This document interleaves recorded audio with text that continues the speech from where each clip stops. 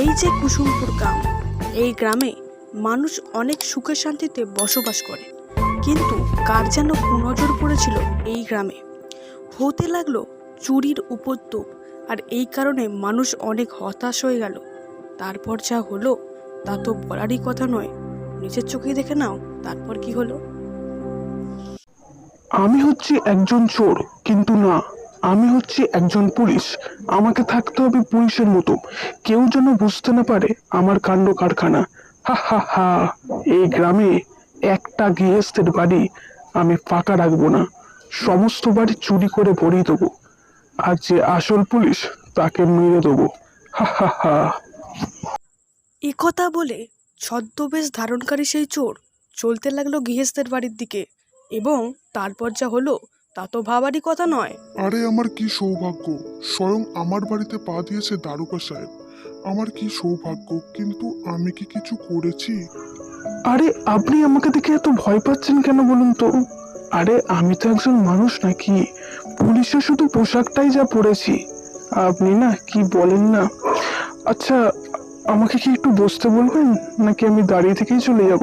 কি বলেন বন্ধু? মাফ করবেন দারোগা সাহেব, আমার ভুল হয়ে গেছে।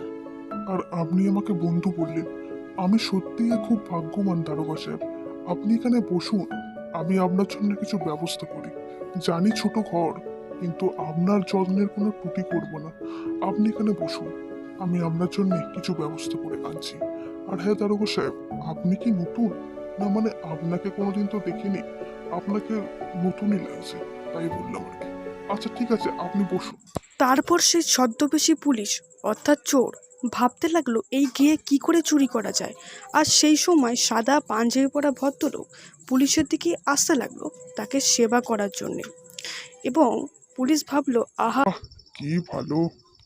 তারপর তারা জমিয়ে গল্প করতে লাগলো। সাদা পাঞ্জাবি পরা ভদ্রলোক ভাবলো, আরে ইনি পুলিশ না ভগবান, যে আমার মতন সাধারণ মানুষের গিয়ে এসে আমার সঙ্গে গল্প করছে। সত্যি আমি অনেক ভাগ্যবান।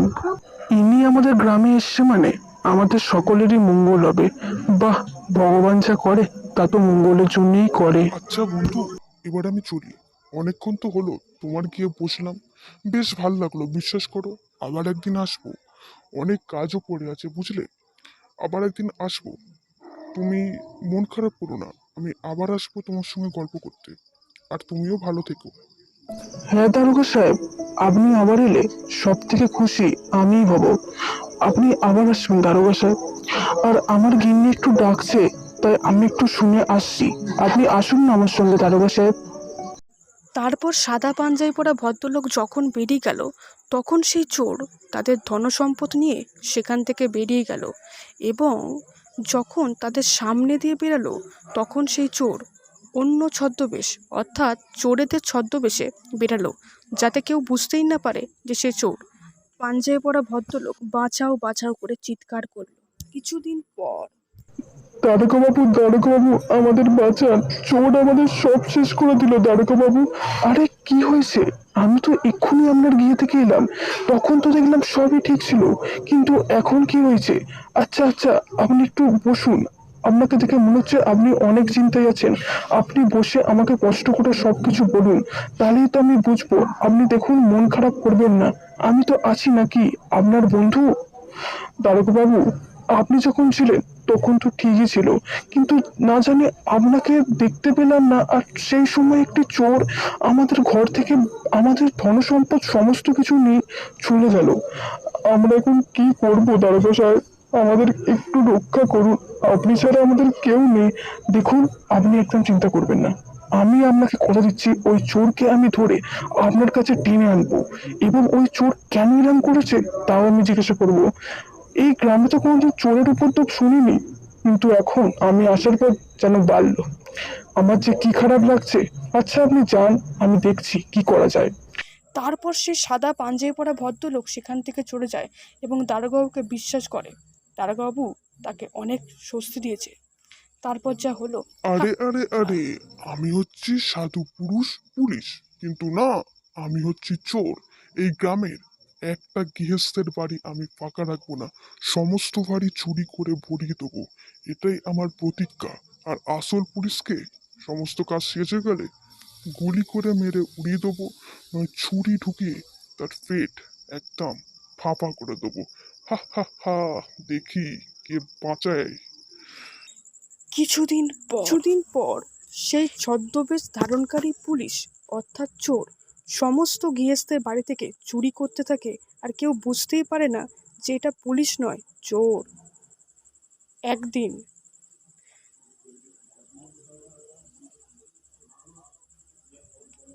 আরে, আপনারা কোথায় যাচ্ছেন এই দুপুরবেলা? না মানে, এখন যা চুরি হচ্ছে আমি তাই তো বুঝতেই পারছি না। আমি সবসময় দৌড়ে বেরোচ্ছি যে কোথায় চুরি হচ্ছে তা দৌড় বলে, আর দুপুরবেলা আপনারা বেরিয়েছেন তাই বললাম আর কি। কোথায় যাচ্ছেন আপনারা? আর হাতে ব্যাগ দেখছি তাই বললাম। আমি কোথায় যাচ্ছি কোথায় না যাচ্ছি সেটা তোমাকে বলবো কেন বলো তো? তোমাকে তোমার সন্দেহ হয়, তোমাকে দেখতে পুলিশ, বাট তুমি কে আমি জানি না। যাই হোক, আমার ধনসম্পদ হচ্ছে আমার মা। আমার মা ছাড়া কেউ নেই, তাই আমি এখান থেকে চলে যাচ্ছি। আমার যাই সব যাক, কিন্তু আমার মাকে তো আমাকে বাঁচিয়ে রাখতে হবে। আর আপনাদের যা অবস্থা। আরে আমি তো চোর, তাই আমাকে যে যাই পারে বলুক, আমি গায়ে মাখবো না।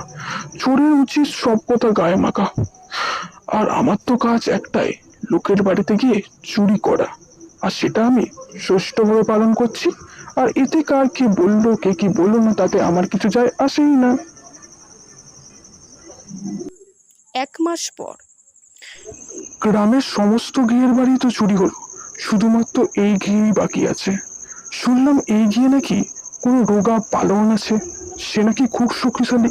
কিন্তু আমি তো চোর, আমার হাতে আছে অনেক অস্ত্র, দেখি কি করে আমায় হারায়। এবার যাওয়া যাক, এই ঘিয়ে তো বেশ সুন্দর দেখছি। এই রোগা পালোয়ান, যা আছে তাই বের কর, নালে কিন্তু বন্দুক দিয়ে মাথার খুলি উড়িয়ে দেবো।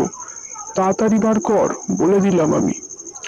এই কথা বলার সঙ্গে সঙ্গে সেই রোগা পালোয়ান পুলিশের বুকে অর্থাৎ সেই ছদ্মবেশী চোরের বুকে জোরসে একটা লাথি মারলো, এবং চোর মাটিতে গড়াগড়ি খেতে লাগলো। এবং সেই গ্রামের অনেক মানুষকে তুই অনেক কষ্ট দিয়েছিস।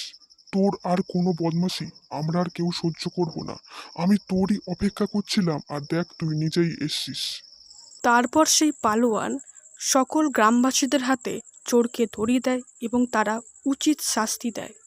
তারপর থেকে গ্রামে আবার শান্তি ফিরে এলো, আর কোনো রকম কোনো চোর অথবা ডাকাতের কোনো উপদ্রব দেখা যায়নি। গ্রামের মানুষরা ভালো করে বসবাস করতে লাগলো।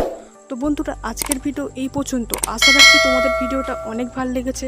যদি ভালো লাগে লাইক কমেন্ট এবং শেয়ার করে দিয়ে চ্যানেলটার সাথেই থাকবে। Thanks for watching.